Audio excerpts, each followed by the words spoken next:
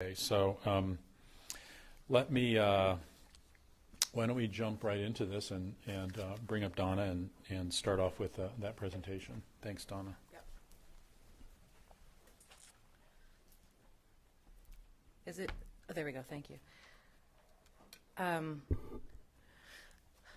Just before I start doing the presentation on recreation, there were a couple things that I wanted to, because I've got the mic and I'm actually have to leave, so I'm sorry I don't have an opportunity to say it later. I wanted to say that yesterday when I presented a slide on permits, resident and non-resident fishing permits that were fished, and I had combined the numbers, and some people were confused about that when you combine the numbers and how it looked graphically.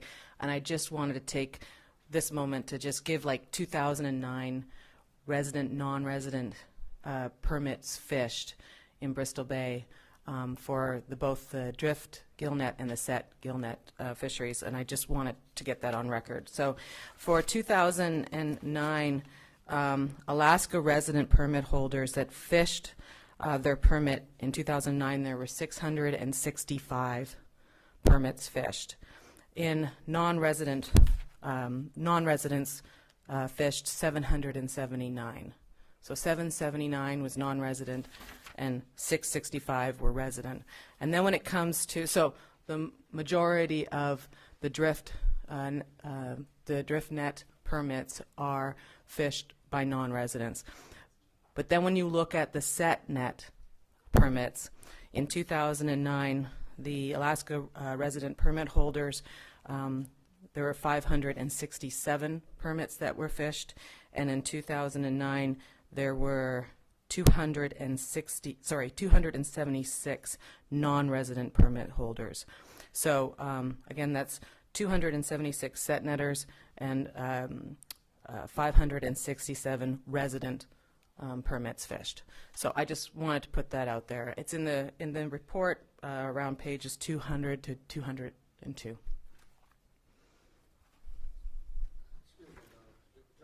Yeah.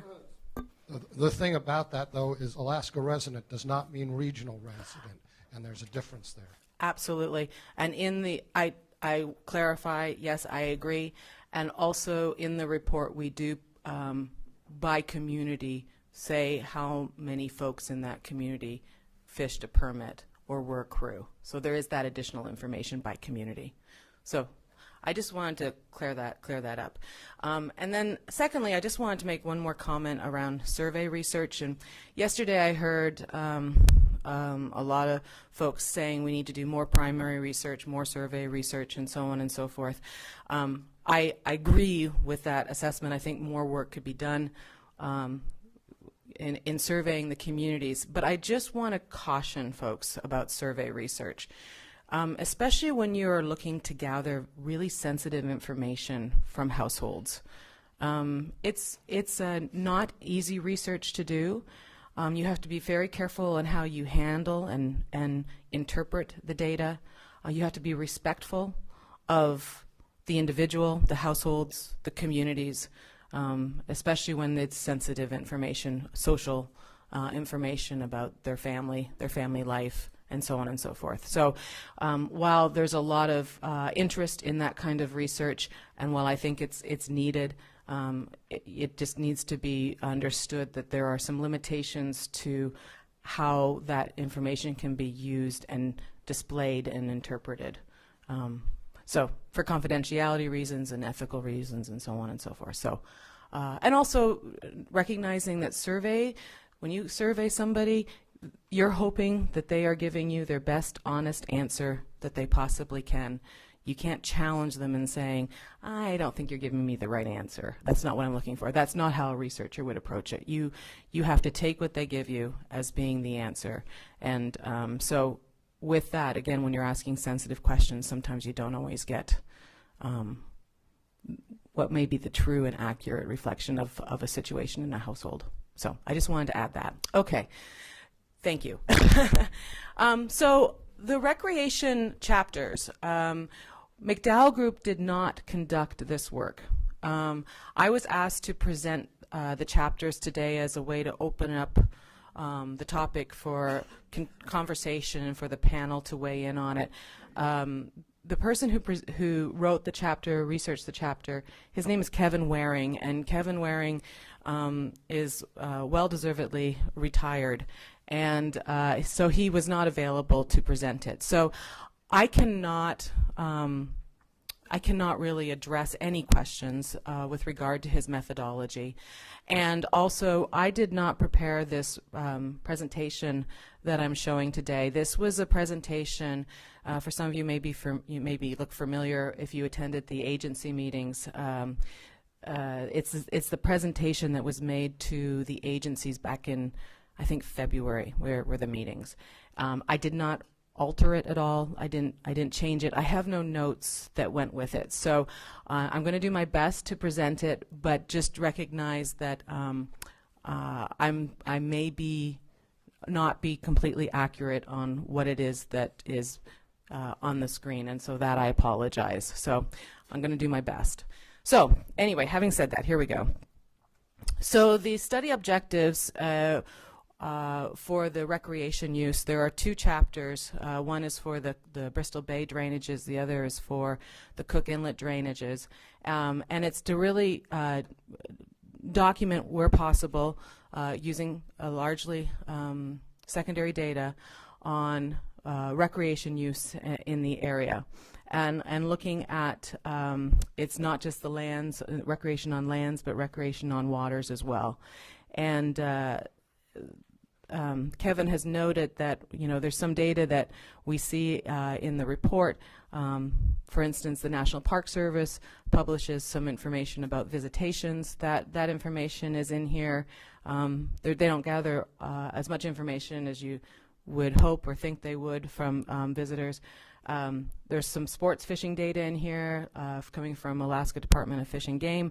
That information was I understand obtained through special request for data. It's not necessarily data that you would see published, but he had to ask them to provide some additional analysis of their data.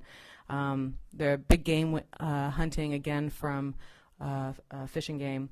And then wilderness travel. There hasn't been a lot of research on the wilderness travel component. So we'll go through that a little bit as well. And then it's a, I don't know, fairly extensive chapter. It's not as long as the socioeconomic chapter, but it's a 50-some pages, I believe. So some context. This area that was studied was equivalent to the size of West Virginia, so it's a big area. We know that the use in the area is quite dispersed as well, so it's makes it tricky when you're covering such a large area. That it talks about the movement of the resources, the fish movement, and the wild caribou and moose, for instance. It also addresses or brings up the issues around access. You know, many of these areas are only accessible by plane or snow machine or four-wheeler, not necessarily roads to the place where people recreate. There's some information in there about the Park Service, preserves, state parks, and that one of the areas that was when he was putting together the study on recreation was how to define the area of study, and so there was an effort to align those study areas with fish and game boundaries, for instance, that made sense. And we'll get in. In fact, I'm wondering if I should maybe just read that section out of here, or maybe I think there's a map later on, so we'll just spend a little time on that. So with that, because he's trying to use the land management boundaries, there are different boundaries or areas of study for land use, for big game hunting, and for fish. And so it's not the same, as I understand it, it's not the same area of study for all of those different recreation uses. And the rationale for that, I presume, is because it's just hard to mix the data when you're crossing boundaries where you have to somehow kind of parse the data because you're working with incomplete data or partial data from one game unit and complete data from another game unit. So the central area study was, and where the most focus was on the local drainages in the vicinity of the deposit, and as well as the transportation corridor, including the port. So here's a map, and I'm sorry if it's hard to read from where you are. And if you have a chance to look at the chapter and take a look at the map in more detail, it might be more helpful than on a screen. But okay, the green border that you see is the land use study area, and Kevin produced the land use chapter. The red border is the big game study area, and the yellow border is the sports fish study area. So some characteristics as we try and define the baseline characteristics of the area. As many of you know, most of the area is wilderness or near wilderness. There's not a lot of population in the area. Obviously, subsistence and recreation uses are the primary uses of the resources. 57% of the area is managed primarily for recreation by the agencies. It's world-class salmon habitat, world-class sports fishing, as we know. There's some opportunities for brown bear viewing and wildlife viewing. Two of the largest lakes in Alaska are located in the region. It's pretty beautiful lakes, Iliamna and Naknek. There's 2 national parks. There's also the largest state park. But again, recreational use of the area is limited quite a bit because of access. So I looked at seasonal use. Primarily, the recreation use is in summer and in the fall for fishing and hunting. There's not a lot of people that travel out there in the middle of winter to do wildlife viewing, but so a lot of that kind of recreation is done in those seasons. In the summer seasons and fall seasons. So there's other recreation that's done. People going out and viewing. Sightseeing is always that's considered a recreation. Sightseeing, hiking and camping, and then river sports like rafting, for instance. Again, this is a really difficult map to read, but the point to take away from this is that it just shows the different agencies and what lands that they manage, and as you can see, it's mixed. Most of the land is publicly owned and managed by the state of Alaska. It's managed under different plans: the Bristol Bay Area Plan, the Nushagak and Mulchatna River Recreation Management Plan, and the Lower Tulare Creek SUA. What's that? Sports Fishing Unit. You know what? Can someone help me out here? What's SUA? Special Use Area. Thank you very much. And then there's the National Park Service and BLM lands.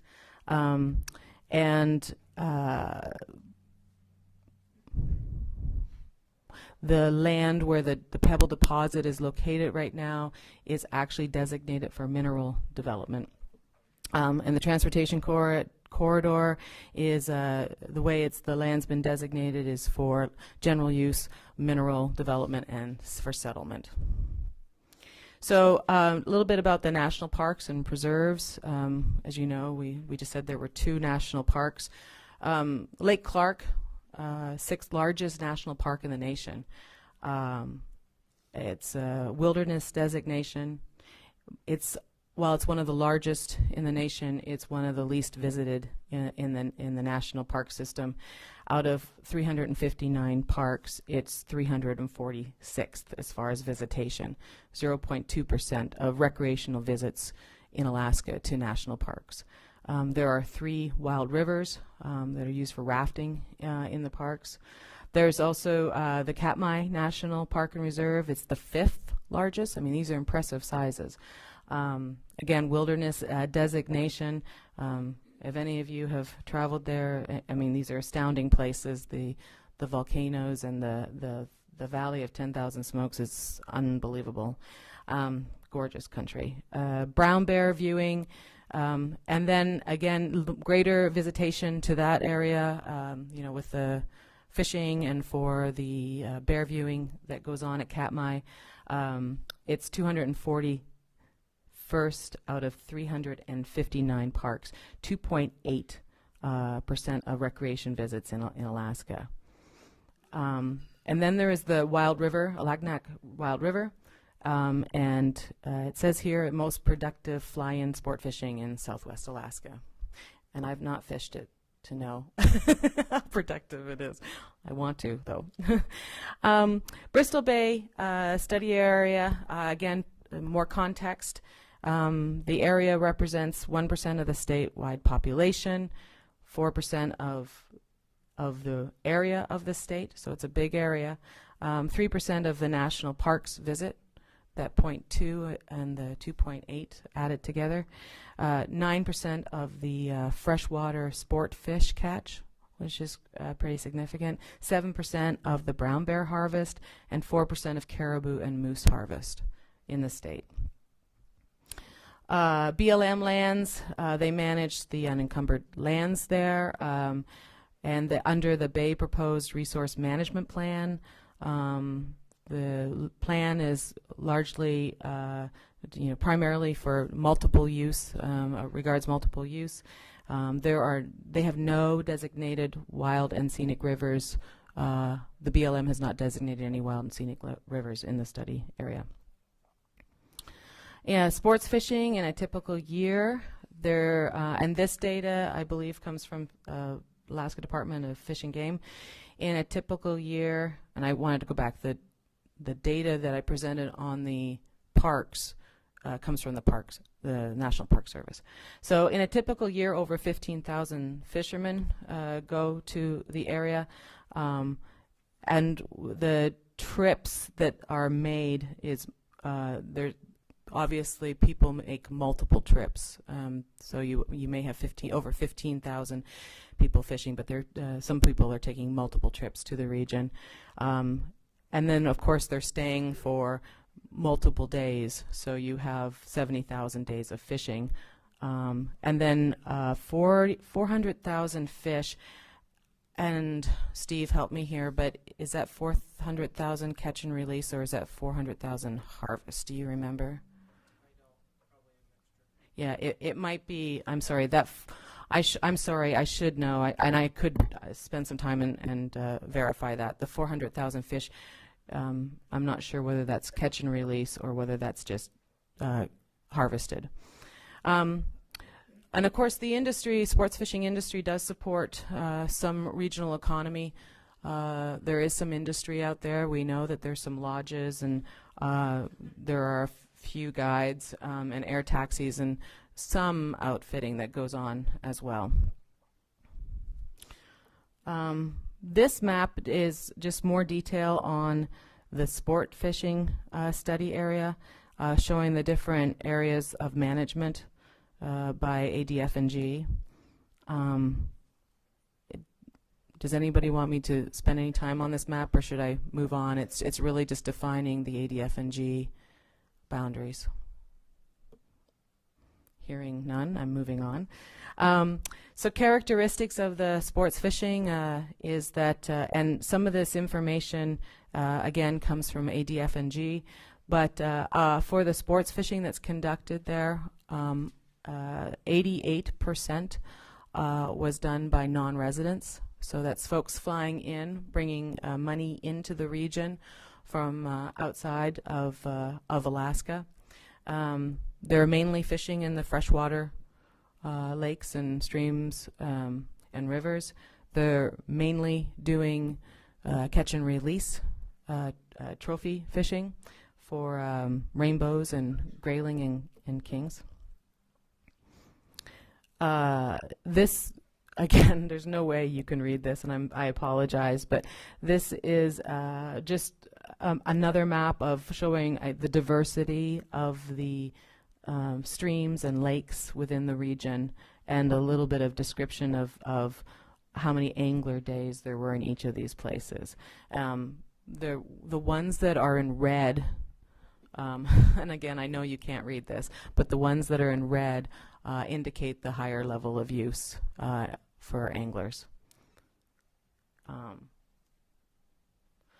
And I'm having trouble reading it up here on my screen, so I apologize.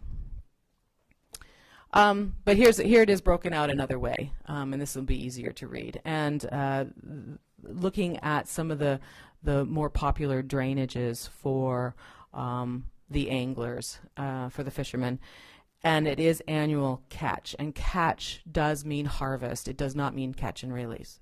Did I get it backwards? Catch means catch. Right. Okay. Harvest means kept. Okay, thank you. So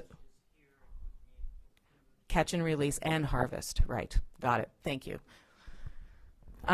So the Naknek, I don't think for people who have spent time in the region, I don't think any of this will be that surprising to you, but the biggest areas of, the most popular areas for folks to fish and to go to is Naknek, Iliamna Lake, and Alagnek. It's interesting, though, when you look at where actually fish are caught, Iliamna Lake might be a better choice if you wanted to be more productive.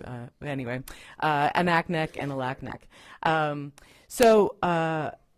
That just provides a little bit of relationship between the fishermen themselves as well as the fish that were caught and kept or released. So when we rank those by angler days and by catch, this is how the ranking goes for the various rivers. And you can see the column. I'm not very good with. Is it this one, the green one? The one on the bottom? Oh, turn it around. Good heavens, I'm pointing at myself. Good heavens. Okay, sorry about that. Oh, man. So this is the rank by angler days, and you can see that it doesn't necessarily correspond with the rank of catch. So some are more, they have more success on some other rivers. And then there's a break in the table here to show some of the other rivers that are, or streams that are close to the deposit and where they fall in the ranking. So Naknek River, Alagnek River, Naknek downstream. Okay, sorry. There's two different. There's Naknek downstream from Rapids Camp, and there's upstream from Rapids Camp. Alaknek River, Kwijak, Nushikak River. There's two different locations there that are compiled. Brooks River and so on. And then you get down to the lower Tularic River, and you have a ranking of, well, you had in the lower Tularic River 671 anglers catching 3,600 fish about. And then you get down to the upper Tularic, where you had 80 angler days and 619 fish caught. And that is a cumulative, I understand that's a cumulative account from 1999 to 2005. So clearly it's outdated. Here's some information with regard to where people are fishing for Dolly Varden, rainbow trout, and grayling by location. It's an interesting table that shows for each of these locations how people are what they're fishing at those different locations. Again, it's not easy to read. So, so a little bit more background or more summary of the fishing. 8.4% of angler days are spent. These are 8.4 angler days. I believe that's statewide, are spent in the regional study area. 7.4% of the catches in the area. So you have, as far as days go, people are spending more time in the region proportionally to what they're catching in the region. And then you've got ADF&G that's reporting the data from 6 different sites and from 5 different species. Well, yes, some coho and some king data.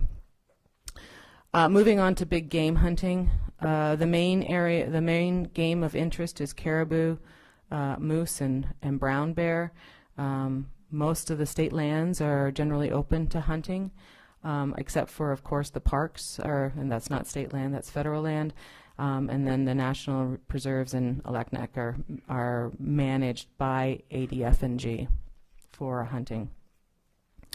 Caribou hunting is the most hunted big game, and I did have some numbers in here that I don't think Kevin had put in the presentation.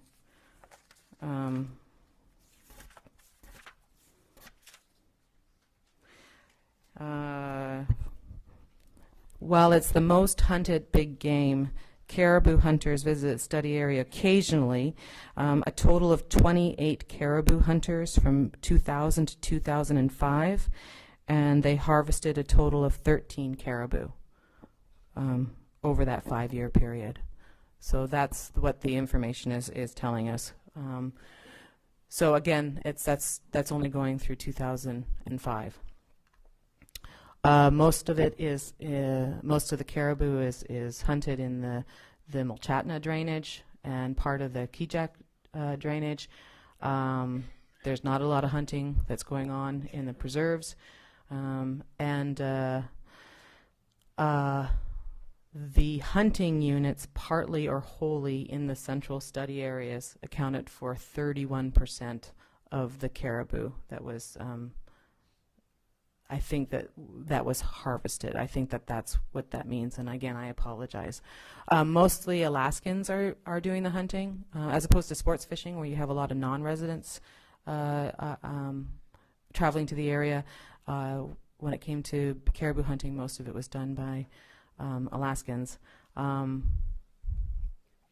So then this is a map that shows the caribou hunters, what game unit they were in, where they had their where they hunted, and where they had other harvests.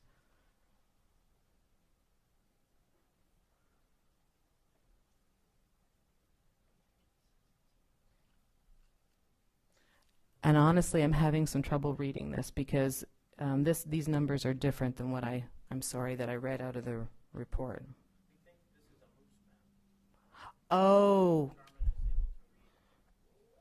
In the legend it says number of moose hunters. I think it might be labeled. Okay.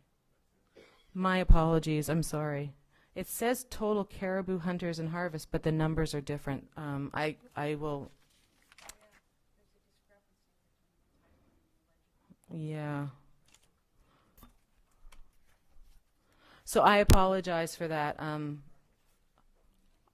We'll go. I'll spend some time and go through it and see if I can find out where the numbers came for this map. So major trends in caribou hunting, that there's been an ongoing decline, that the herd is moving away. We've heard that from the Pebble vicinity. See, this is why I'm worried about the numbers that I just read to you out of the report. I think I'm misrepresenting something, and for that I apologize. There is looking at the different game units. Here's the caribou harvest trends. So as you can see, they've been declining. There's some information in the report about the recreation lodges in the area. Typically, for you to go out and take a 6 to 7 day trip to go hang out and fish, it's $3,500 to $8,000. It's probably more than that now. It's hard to say. I guess I shouldn't say that. I'm not sure. So it's expensive to travel out there and fish. The recreational lodges are not typically owned by folks who live in the region, and they're not typically staffed by even Alaskans, but certainly not by people who live in the region. They pay relatively low wages. Tips, of course, are helpful. The purchasing of supplies for these lodges. I mean, these lodges are all fly-in lodges. They have to bring in all their supplies. They're not necessarily buying from local stores, but they're bringing in their supplies from Anchorage or Kenai or other places. And that the ownership, when you look at the business licenses and such, indicate that many of them are owned by non-residents. This map just displays the location of some of the recreational lodges that are in the area. And again, I believe this data is around 2005, 2007. And I suspect that since then there's been some changes in operating lodges in the area. Yesterday I mentioned a little bit in the socioeconomic report that running a lodge and being successful in the lodge business is really tough. The margins are pretty small in the industry. It's very highly seasonal. They're very expensive to operate and staff, and so it's a tough business to be in, and so some of them are not in business for very long. Then this is just a couple of maps pertaining to the chapter on Cook Inlet, the Cook Inlet drainages. So let me go back. So the kind of this yellowish line here defines that area. So in that area, we have some sports fishing that's conducted, some freshwater fishing that's done for cohos, Dolly Varden's chums. There's some king salmon and some rainbow. There's also the saltwater fishing for halibut and razor clams. This map just shows the sports fishing where it happens in the Cook Inlet drainage region, as well as the recreational lodges and their location. And again, I'm sorry, I know it's very difficult to read. And then there is also hunting that goes on in that region. You know what? I know what I misread. Okay, I know what I did wrong. I'm very, very sorry. When I was quoting to you, when I was reading the number to you, I was reading the number for the Cook Inlet drainages. I was not reading the number for Bristol Bay drainages, and I'm very, very sorry about that. This is where the number 13 comes up for Caribou. So that the data before was correct. I was the one who was wrong, so I apologize. So the harvesting in the area between 2000 and 2005, a brown bear, 164 brown bear, 36 moose, and 13 caribou. 13 caribou with a total of 28 hunters. So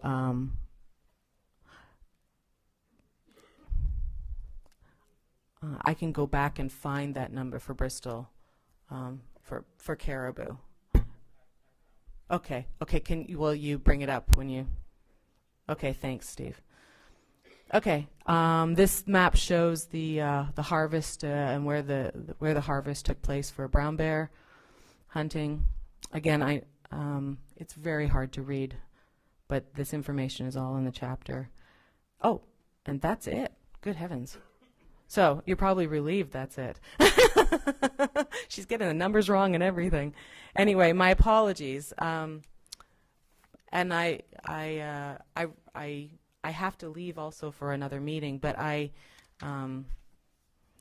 one of the things that we did do with Kevin Waring with the socioeconomic is that where he had numbers and we had numbers, we made sure that our numbers were consistent with regard to the park service and some of the sports fishing days and such, but more of the detail on recreation is obviously in his chapter. So with that,